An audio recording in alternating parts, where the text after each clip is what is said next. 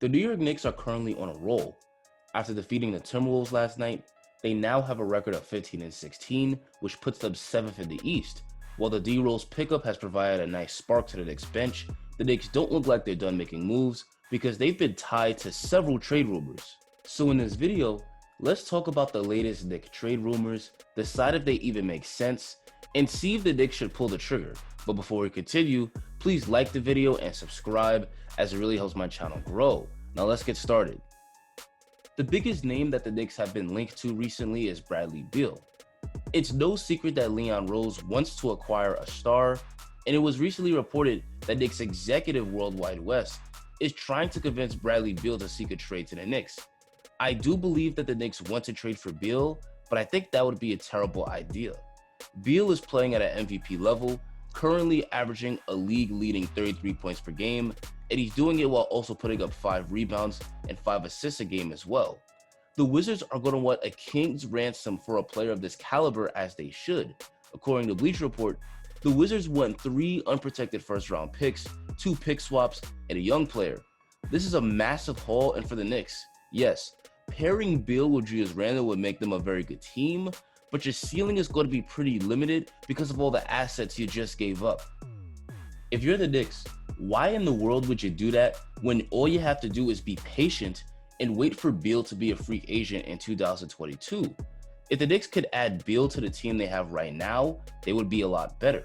This reminds me when the Knicks had a pretty good team around another dominant power forward in Amari Stoudemire. They traded half the roster for Melo, plus a whole bunch of picks, and they ended up hitting their ceiling as a second-round exit team because they didn't have any assets to build around him. The Knicks should learn from history here. If the goal is to win a championship, then they should wait until free agency to acquire a player of Beal's caliber.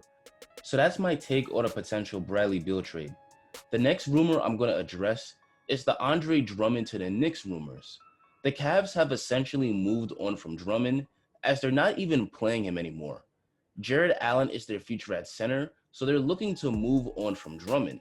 Me personally, I was never a big fan of Drummond's game. For the past few years, I've viewed him as an empty stats guy, a player who puts up big numbers, but isn't really having an all-star impact in the game. The only thing Andre Drummond is exceptionally good at is rebounding.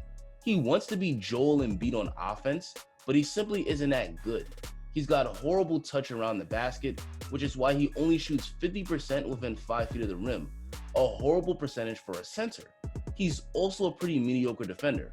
He could be a good defender when he wants to be, but he doesn't have a high motor on the defensive end. So with Drummond, we don't really have that good of a player. He's definitely an above average center, but he's nowhere near worth the $28 million a year he currently makes. The fact that the Pistons traded Drummond at the deadline last year for pretty much nothing tells you all you need to know about his value in the league. The Pistons made that trade because they didn't want Drummond to opt in on his $28 million player option, so it was really a salary dump. The fact that he makes so much money means that the Knicks will have to put at least 4 to 5 contracts together to get a deal done with Cleveland. Here's a trade for Drummond that I made on ESPN Trade Machine. Here, the Knicks are going to have to give up Alec Burks, Nerlens Noel, Frank Ntilikina, and Reggie Bullock to make a deal work. Losing Frank is no big deal because he's not in the rotation, but for the Knicks, I don't think it's worth it to give up that much depth for a guy who isn't a real difference maker or has a serious future on this team. Nerlens Noel is doing a good job of holding down the starting center spot in Mitch's absence, and Taj Gibson has been a good backup. Hopefully, Mitch is back in a few weeks, and we all know that he's a far superior defender to Drummond. Drummond would be a talent upgrade, but I don't think it actually makes sense for the Knicks to pull off a trade to bring him here. And then the last trade rumor we're going to talk about is CJ McCollum to the Knicks, but I'm not going to spend too much time on this one. According to the Daily News, the Knicks do have interest in CJ McCollum of the Portland Trail Blazers. CJ has been out for a while for Portland, and they've been thriving without him. They're currently the 5 seed in the West, and Gary Trent Jr. has stepped up in his spot, and he's been thriving. Even though they're winning without him, I don't think that necessarily implies that the Blazers want to move him. The Blazers are still trying to win with Dame, and if anything, the Blazers would be excited about adding a healthy CJ McCollum to a thriving Blazers team. But let's say hypothetically they do want to move him. Again, this will cost the Knicks a lot of assets because CJ is an all-star talent.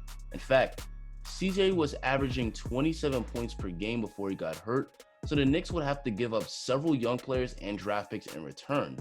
This goes back to what I said earlier. If you're the Knicks, you should play it smart. You're already in great position because you have a talented young core, a winning team, and cap space. There's no reason to get impatient here. Just let Thibodeau continue to work with these young guys and sign an all-star player in free agency when you're giving up nothing but cap space for him. Anyway guys, that's going to be the end of the video. Tell me what you guys think.